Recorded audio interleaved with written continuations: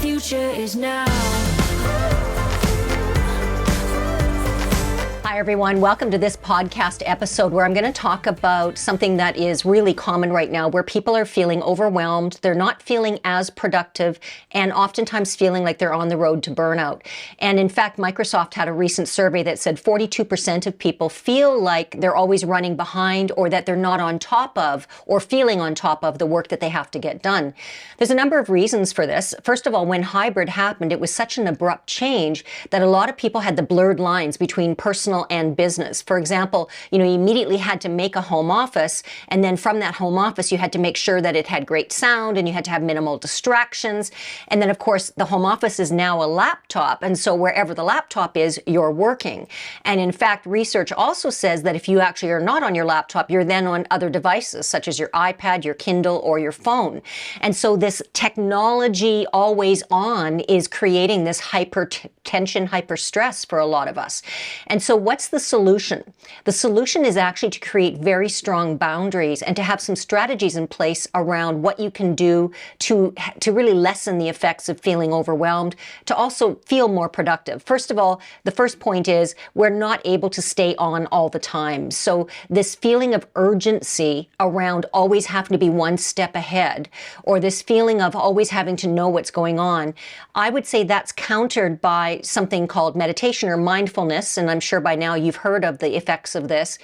But when you do meditate or spend time in your quiet zone, that adrenaline rush of rush and trying to stay on top of things, it gets mitigated, it slows down. So then you realize that you can only focus on what's in front of you. And there is no single person that has their pulse on everything all the time.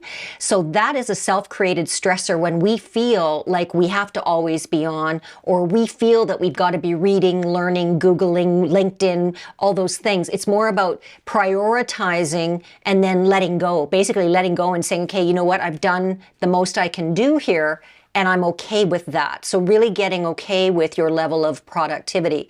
When it comes to tasks that you've been assigned, it's really about co-prioritizing. What I mean by that is if somebody's given you a project, or you've been added to a project, or your boss has delegated something to you, it's really an opportunity to lead up and ask questions around priority. So you might say, yeah, I'm happy to be added to this project. However, I've also got these 3 other projects that you've assigned to me. Where does this fit in level of prioritization? And then you negotiate timelines. So is it okay if I get back to you on this one by Friday and this one by the 15th? And so you're negotiating and co-prioritizing with the people that you're sharing work with, or that work has been delegated to you, or projects that you've promised coming up. The other thing you want to do is block notifications when you're wanting focus time. So let's say, of course, Teams has the pop-ups where people can chat, and Zoom and all these tools that we have these little pop-ups that come up. You can actually block those if you need an hour, and you can actually put your do not disturb notification. And that just lets people know that you're taking an hour of focus time to motor through a specific deliverable. And I think that's one thing that people are underusing, is that block notifications or turning off notifications, or that do not disturb. I can tell you, I'm self-employed. On my phone, I do not have any alerts for anything. My social media, nothing. I go into LinkedIn, I go into my social media about once or twice a day, but I do not get the alerts when people are liking or messaging, because I just feel my tension and my adrenaline gets up as soon as that happens. So I just know that I want to be in charge of, I want to control the media, the social media. I want to control my technology. I don't want to be a slave to it. And that's the key to making sure we feel like we're on top of it and that we're not feeling overwhelmed. Another thing that's really important in this environment in hybrid is really being clear on our communication of expectations.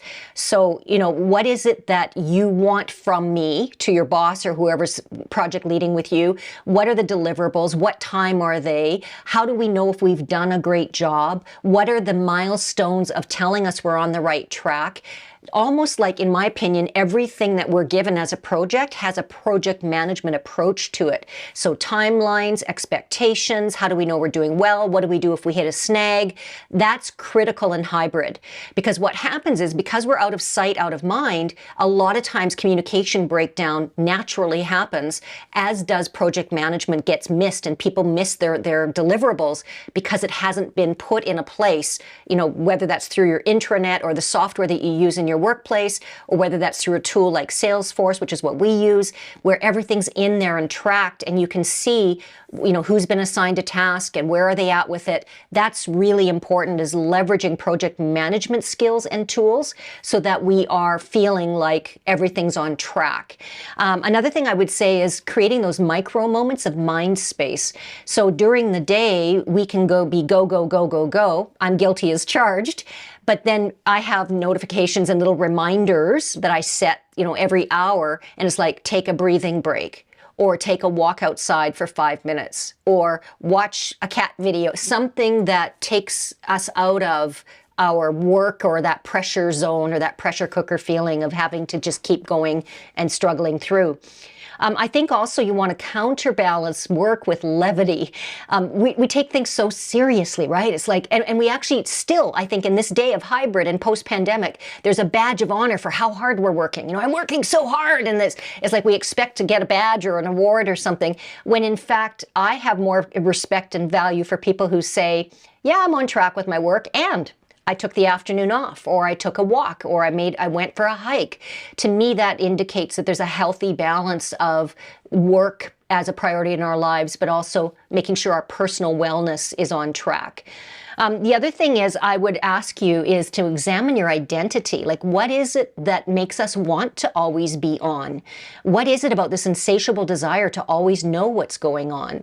What do we, what's the FOMO? What do we have fear of missing out on?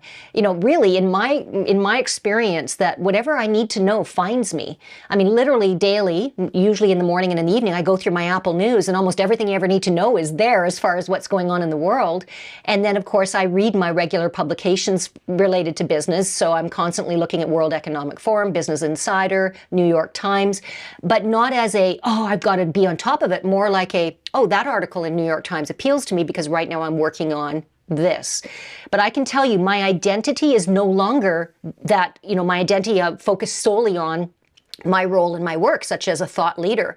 If it was at this point, I probably would be on burnout and stressed out.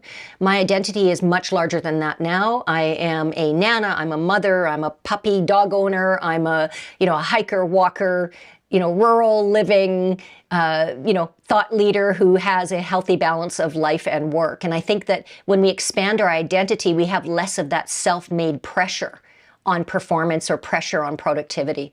So I would really encourage you to think about these things and say, okay, am I co-prioritizing? Am I communicating really clearly where I'm at, and then also what the expectations of are those around me?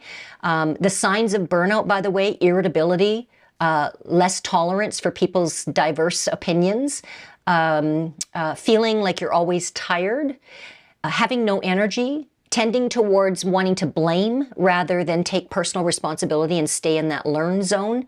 Those are some signs of burnout. If we have any of those, I know for myself personally, because I have been in burnout in the past once, and it was enough for me to go never again. But when I see those signs, it's like, okay, time out. Time, Cheryl, you need to step away. Need to, and frankly, if I don't meditate daily, I can feel myself start to slip into those old sort of adrenaline rushed behaviors. So I hope you've gotten at least one tip or tool through this podcast episode. And I would love to hear from you if you've got any additional ideas. You can always reach out to me on LinkedIn or Twitter or YouTube and share with me your thoughts. But thank you so much, and we'll see you on the next episode.